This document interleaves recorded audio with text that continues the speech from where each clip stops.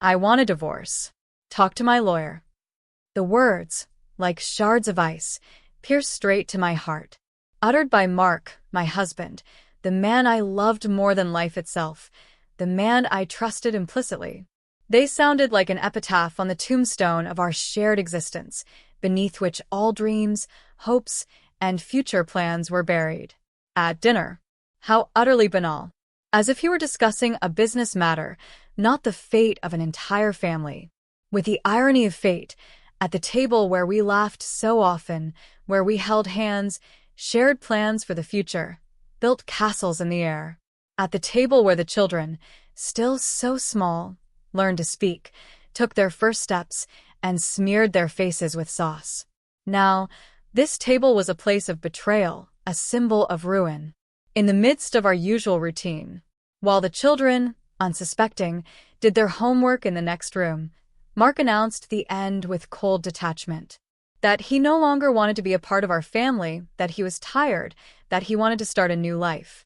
As if it were a minor business proposal that could be rejected without any consequences. I automatically nodded. An automatic reaction to the paralyzing shock. Like a puppet, jerked by the strings of an invisible puppeteer. Like I was a marionette in someone else's play, and I was left with no choice but to perform my role without complaint. Inside, panic was rising, nausea was churning, and I wanted to scream, to smash everything around me, to unleash all the pain and fury that tore at me from within. But on the outside, a calm, almost detached expression. A mask, reliably concealing the true feelings. Like a good girl, like an obedient wife, I agreed to speak to his lawyer. Why? To hear all the terms of my defeat? To see the triumph in the eyes of the betrayer? To finally be convinced that everything was over? To feel worthless, helpless, betrayed? Why was he asking this of me? To humiliate?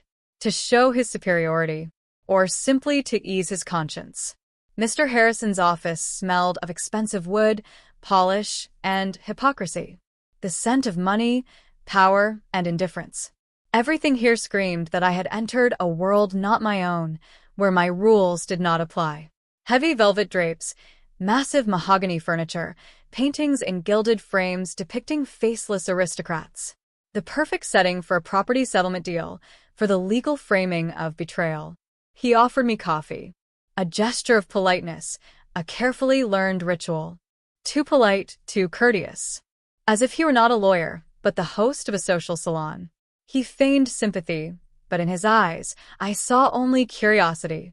How long would I last? How hard would I bargain? How many tears would I shed before signing all the papers? I looked at the proposed terms, trying to grasp the scale of the betrayal that had overwhelmed me.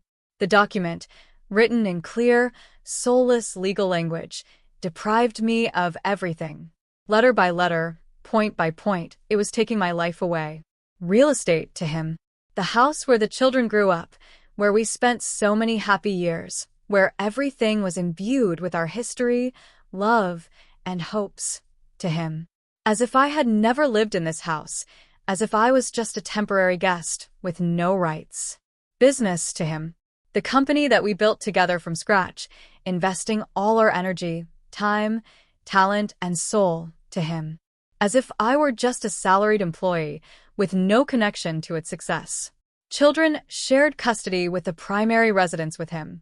My role, a quiet, unobtrusive mother, visiting them on weekends and paying humiliating alimony. A bird in a cage, deprived of the opportunity to fully participate in their lives, to influence their upbringing, to see them grow and develop. And me? What was left for me? Emptiness, uncertainty, shattered dreams, stolen hopes, and long years of payments, reminders of my defeat, and a feeling of profound, all-consuming injustice. He looked at me with anticipation. A predator, watching his prey before delivering the fatal blow. Wanted to see a broken woman, ready to sign anything, just to get rid of this nightmare as soon as possible. Wanted to see tears, hysterics, pleas for mercy. Wanted to feel his power, his superiority. But I didn't give him that. I maintained my composure, straightened my back, lifted my head. Inside, a storm raged, But on the outside, only a mask of indifference, an icy wall, protecting me from his scornful gaze. I smiled in response, coldly, scornfully. The corners of my lips barely lifted, portraying the faint shadow of a smile. Stood up, adjusted my skirt, as if brushing off all the dirt and humiliation, and walked out of his office, leaving him in complete bewilderment. He didn't understand. He didn't see. He didn't feel. He underestimated me. I don't know what will happen next. It will be difficult, painful, and scary. But I know one thing for sure. I will not give up without a fight. I will fight for myself, for my children, for my future. And I will prove to everyone that even after a fall, you can rise and become stronger.